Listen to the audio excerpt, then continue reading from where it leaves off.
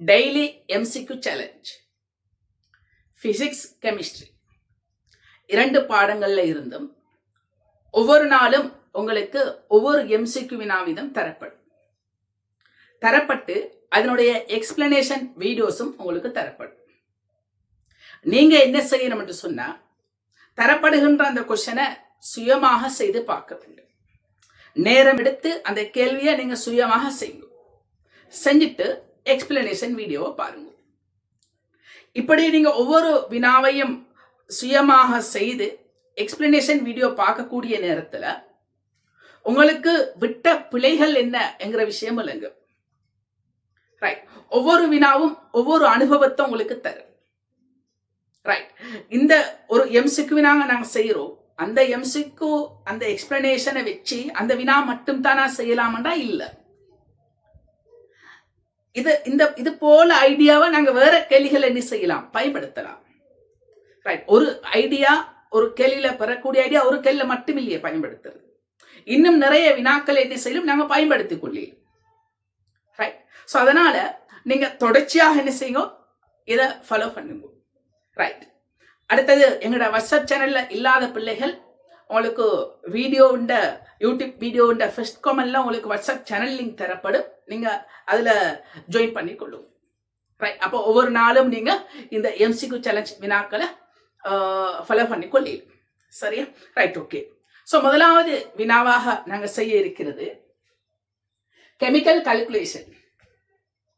Right, அதுல இருந்து ஒரு வினாவை நாங்க செய்ய போறோம். ரைட், ஸோ இந்த வினாவின் மூலமாக நியமிப்பு, ஒட்சியேற்றல், தாழ்த்தல், தாக்கங்கள், எவ்வாறு கணிப்புகளை செய்யறது என்கிற விஷயத்த நாங்க டீப்பாக என்ன செய்யணும், விளங்கி கொள்ளலாம். அடுத்தது பிள்ளைகள், இதுல நான் ஒவ்வொரு வினாவையும் டீப்பாகத்தான் விளங்கப்படுத்துவேன். ரைட், ஒரு பிள்ளைக்கும் ஒரு டவுட்டும் வராத வண்ணமாக டீப்பாக என்ன செய்யப்படும் உங்களுக்கு விளங்கப்படுத்தப்படும். அதனால வீடியோ கொஞ்சம் லென்த்தாக இருக்கும். ரைட், குயிக்கா செய்யறேன்னு சொன்னா செய்யலாம். ரைட், 1 minute வீடியோ போதும் எங்களுக்கு அந்த கொஸ்டின் ஆன்சரை குயிக்கா செய்யறேன்னு சொன்னாங்க. பட் இந்த வினாவின் விளக்கத்தை கொஞ்சம் டீப்பாக உங்களுக்கு சொல்லணும், எந்த ஒரு பிள்ளைக்கும் டவுட் வரக்கூடா என்கிற அடிப்படையில முழுமையான விளக்கத்துடன் நாங்க என்ன செய்வோம் என்று சொன்னால் அந்த வினாக்களை செய்து கொள்வோம். ரைட், சோ முதலாவது வினா கவனிங்க பிள்ளைகள். ஒரு H2O2 நீர்க்கரசலானது திணிவுப்படி 51% H2O2 கொண்டுள்ளது. திணிவுப்படி 51% H2O2 கொண்டுள்ளது. இம்மாதிரியின் ஒரு கிராமினை so H2O2 கரைசல் ஒன்று எடுக்கப்படுகிறது. H2O2 கரைசல் ஒன்று எடுக்கப்படுகிறது. ரைட், சோ ஒரு H2O2 கரைசல் எடுக்கப்படுகிறது.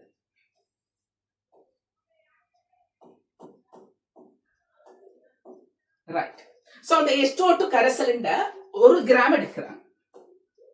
H2O2 கரைசல் 1 கிராம் என்ன செய்யப்படுது, எடுக்கப்படுது. அதுல H2O2 திணிவு சதவீதம் 51%. அதுல H2O2 திணிவு சதவீதம் 51%. ரைட், அப்ப நாம H2O2 திணிவை துணிவோம். முதலாவது ஸ்டெப் நாங்க என்ன செய்வோம் என்று சொன்னால் H2O2 திணிவை துணிவோம். H2O2 திணிவு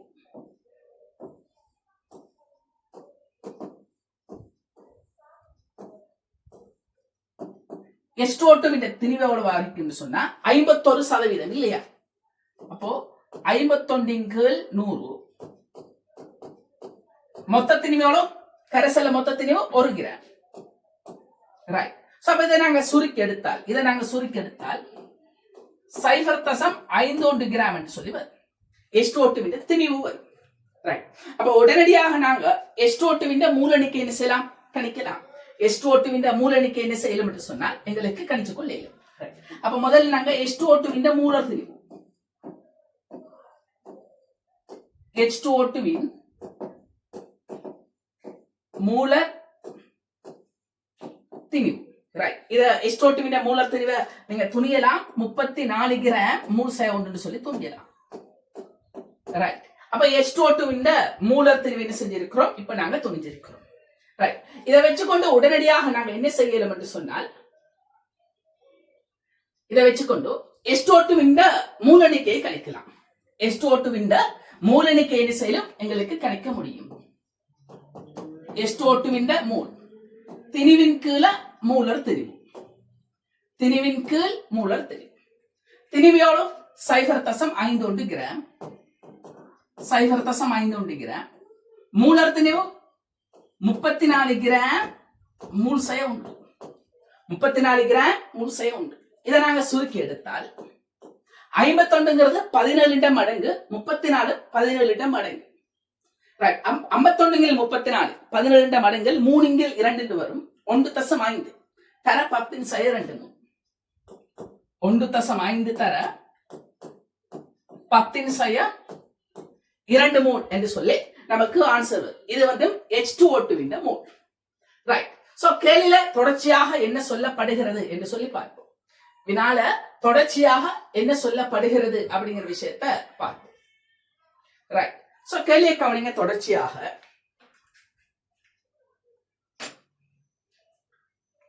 இந்த கரைசலினை அமில K2Cr2O7 ஒட்சியேற்றம் செய்வதற்கு, அமில K2Cr2O7 ஒட்சியேற்றம் செய்வதற்கு அதன் 25 சென்டிமீட்டருக்கும் தேவைப்பட்டது. அதன் 25 சென்டிமீட்டருக்கும் தேவைப்பட்டது எனில் K2Cr2O7 மூலர் சரிவு மூல் டெசிமீட்டர் மைனஸ் 3 யாது? இதுதான் நம்மளோட கேள்வி. சோ இந்த கரைசல் என்ன செய்யப்படுதுன்னு சொன்னா K2Cr2O7 கரைசலை கொண்டு நியமிப்பு செய்யப்படுது. அமில K2Cr2O7 அமில K2Cr2O7 கரைசலுடன் நியமிப்பு செய்யப்படுகிறது. இந்த கரைசல் எவ்வளவு தேவைப்பட்டுச்சு என்று சொன்னால் 25 சென்டிமீட்டருக்கு தேவைப்பட்டது. அப்படி என்று சொன்னா இந்த K2Cr2O7 சரிவு என்ன என்கிறதா நம்மட கேள்வி. அப்படி என்று சொன்னால் K2Cr2O7 சரிவு என்ன என்கிறதா நம்ம இடத்துல கேட்கப்படுகின்ற கேள்வியாக இருக்குது. ரைட். சோ இப்போ இதை நாங்க எப்படி செய்யலாம் என்று சொல்லி பார்ப்போம். இதை நாங்க எப்படி செய்வது என்று சொல்லி பார்ப்போம். ரைட். ஓகே. சோ கவனிங்க. முதல்ல இங்க நடைபெறக்கூடிய தாக்கம், என்னன்னு சொல்லி பார்ப்போம். கவனிங்க. Cr2O7 Cr3+ ஆக தாழ்த்தப்படும். சேர்க்கப்படும் Cr2O7 Cr3+ ஆக தாழ்த்தப்பட உள்ளே உள்ள H2O2 O2 ஆக உட்சேற்றப்படும். உள்ளே உள்ள H2O2 O2 ஆக உட்சேற்றப்படும். கொஞ்சம் விளக்கமாக சொல்றேனே இந்த உட்சேற்ற தாழ்த்தல. ரைட். கொஞ்சம் விளக்கமாக என்ன செய்றேன் உங்களுக்கு சொல்லித்தாரேன். ரைட். கொஞ்சம் விளக்கமாக பார்ப்போம். ரைட். சோ கவனிங்க. இப்போ Cr2O7 Cr3+ ஆக தாழ்த்தப்படுது. Cr2O7 Cr3+ ஆக தாழ்த்தப்படுது. ரைட். அதாவது குரோமியத்தின் உட்சேற்றன் +6. ஒரு குரோமியத்தின் உட்சேற்றன் +6. இங்க குரோமியத்தின் உட்சேற்றன் +3. குரோமியத்தின் உட்சேற்றன் +3. அப்போ +6 +3 ஆக தாழ்த்தப்பட வேண்டும் என்று சொன்னால் 3 இலத்திரங்களை பெற வேண்டும். 3 இலத்திரங்களை பெற வேண்டும். இப்படி எத்தனை குரோமியங்கள்? 2 குரோமியங்கள். அப்ப மொத்தமாக 6 இலத்திரங்களை பெற வேண்டும். 6 இலத்திரங்களை பெற வேண்டும். சோ இத கொஞ்சம் டீப்பாக நான் என்ன செய்யறேன்னு சொன்னா கொஞ்சம் சொல்றேன். சோ கவனிங்க. Cr2O7 எப்படி இருக்கும்? இப்படி இருக்கு.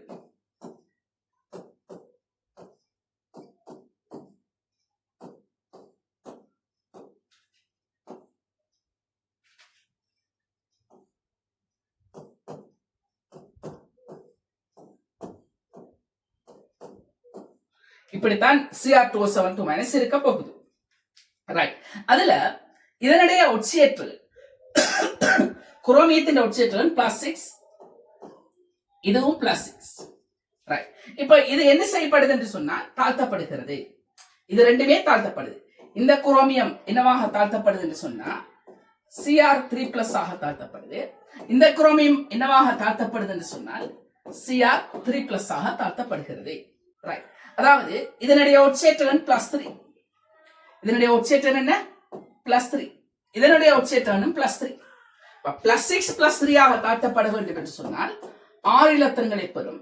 அதே போல இங்கேயும் 3 இலத்திரங்களை பெறும். +6 +3 ஆக தாழ்த்தப்பட வேண்டும் என்று சொன்னால் இங்க 3 இலத்திரங்களை பெறும். இதுவும் என்ன செய்யும்?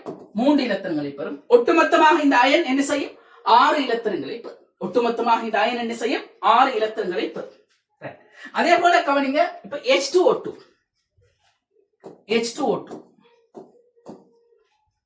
O2 ஆக உட்சேற்றப்படும். H2O2 O2 ஆக என்ன செய்யப்படும்? உட்சேற்றப்படும். டைரக்டா விஷயத்துக்கு வரேன்னு சொன்னா ஒட்சேண்ட உட்சேற்றம் -1 பூஜ்ஜியம். இப்ப -1 பூஜ்ஜியமாக உட்சேற்றப்படுது என்று சொன்னா ஒரு இலத்திரனை இழக்க வேண்டும். இப்படி எத்தனை ஒட்சன்கள் இருக்குன்னு சொன்னா 2 இருக்குது. அப்போ 2. அப்ப ஒட்டுமொத்தமாக 2 இலத்திரங்களை இழக்க வேண்டும்.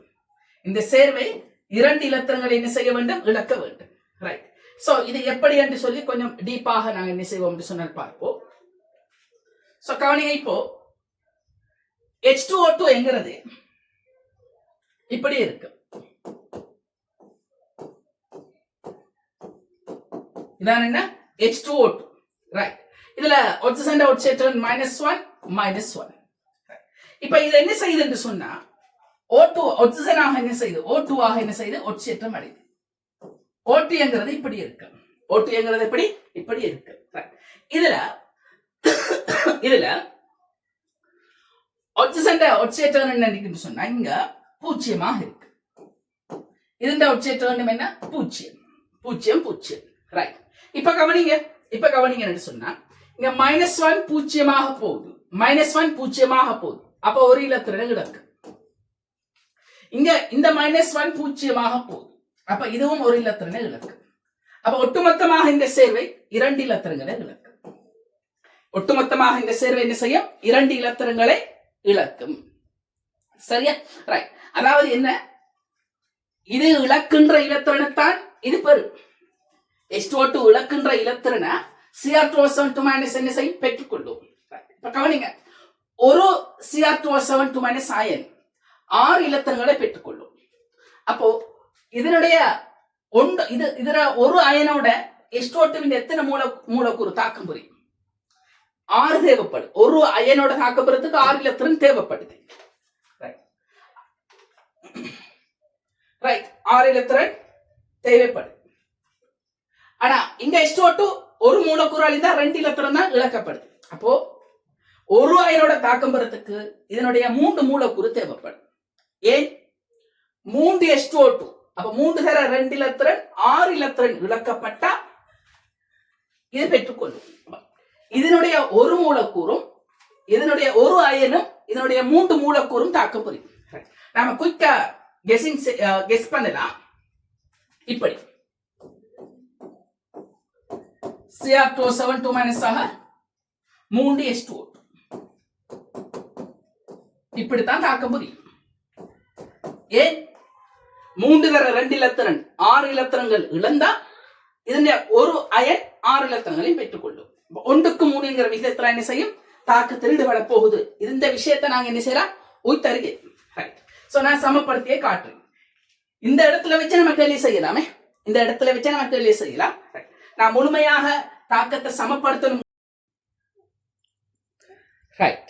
சோ கவனிங்க, இங்க நடைபெறக்கூடிய முழு தாக்கத்தை நாங்க என்ன செய்ய போறோம்னு சொன்னா இப்ப சமப்படுத்துவோம். சொன்னது போல பிள்ளைகள், இந்த இடத்துல வச்சு எங்களுக்கு கேள்வி செய்ய இயலும். பட் நான் முழு தாக்கத்தை சமப்படுத்தணுங்கிறதுக்காக உங்களுக்கு சமப்படுத்தி காட்டுறேன். ரைட். சோ கவனிங்க பிள்ளைகள், இப்போ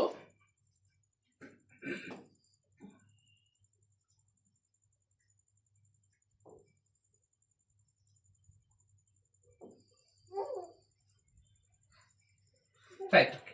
சோ இங்க என்ன தாக்கம் நடக்குதுன்னு சொன்னா, இங்க நடைபெறக்கூடிய தாக்கம் Cr2O7 Cr3+ ஆக தாழ்த்தப்பட Cr2O7 Cr3+ ஆக தாழ்த்தப்பட H2O2 O2 ஆக உட்சேற்றப்படுகிறது. H2O2 O2 ஆக என்ன செய்யுது? உட்சேற்றப்படுது. ரைட். எங்களுக்கு தெரியணும், இங்க Cr2O7 6 இலத்திரங்களை பெற H2O2 2 இலத்திரங்களை இழக்குது. எளிய விகிதம் 6:2. எளிய விகிதம் என்ன? 3:1. எளிய விகிதம் 3:1. 6:2 சொன்னா எளிய விகிதம் 3:1. ரைட். இப்போ இந்த 1 இங்க பெருக்கப்பட்டா இவரத்துல நம்ம 1 போட தேவையில்லை. சோ இவரத்துல 3 அப்ப 3 H2 3 H2 right okay so கவனிங்க பிள்ளைகள் இப்போ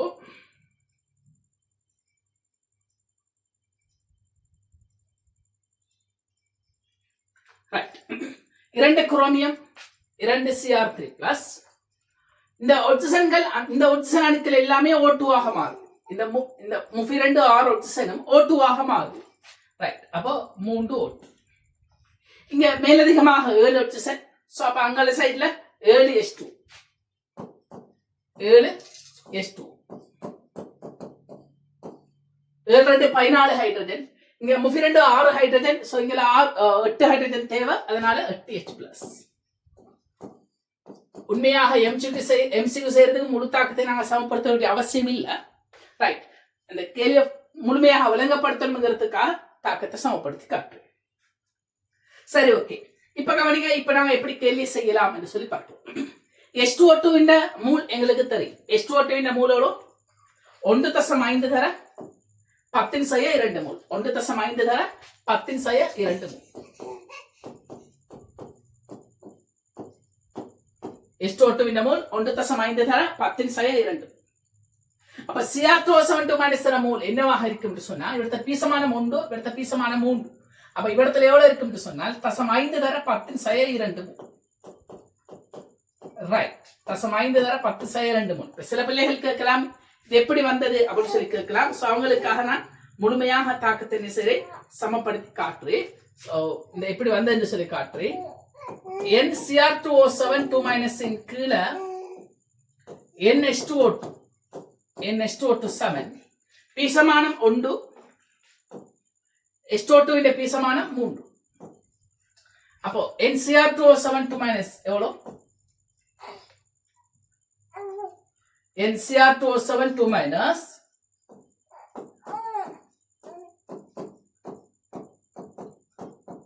ஒன்றிங்கில் 3 தடவை NH2O2 நான் இங்க வந்து என்ன செய்யறேன்னு சொன்னா பெருக்கிறேன் NH2O2 நான் என்ன செய்யறேன்னு சொன்னா இங்க வந்து என்ன செய்யறேன்னு சொன்னால் பெருக்கிறேன்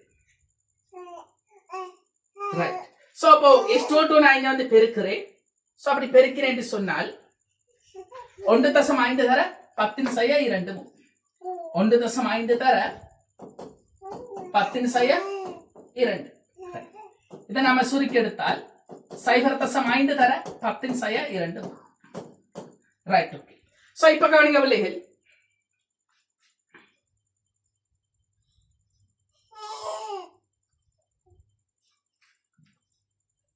இப்ப கவனிங்க இந்த Cr2O7 மூல் கண்டிருக்கிறோம் 0.5 தர 10⁻2 மூல் அதுல மூல் தானே K2Cr2O7 மூல் அப்ப N K2Cr2O7 0.5 தர 10⁻2 மூல் 0.5 தர 10⁻2 மூல் இப்ப மூல் தெரியும் கனவளம் தெரியும் உடனே நாங்க என்ன செய்யலாம் சரிவை கணிக்கலாம் அப்போ K2Cr2O7 சரிவு K2Cr2O7 சரிவு C சமன் என்ன N V 0.5 தர 10⁻2 மூல் கனவளவு எவ்வளவு 25 சென்டிமீட்டர் கியூப் அது டெசிமீட்டர் கியூப் மாத்தணும் 10⁻3 டெசிமீட்டர் கியூப் இதை நாங்க சுருக்கி எடுத்தால் எங்களுக்கு ஃபைனலி ஆன்சர் 0.2 மோல் டெசிமீட்டர் -2 சொல்லி ஆன்சர் முதலாவது ஆன்சர் எங்களுக்கு விடையாக வரும் ரைட் சோ தெளிவாக விளைங்க என்ன செய்யும் நோட் பண்ணி கொள்ளுங்க சரியா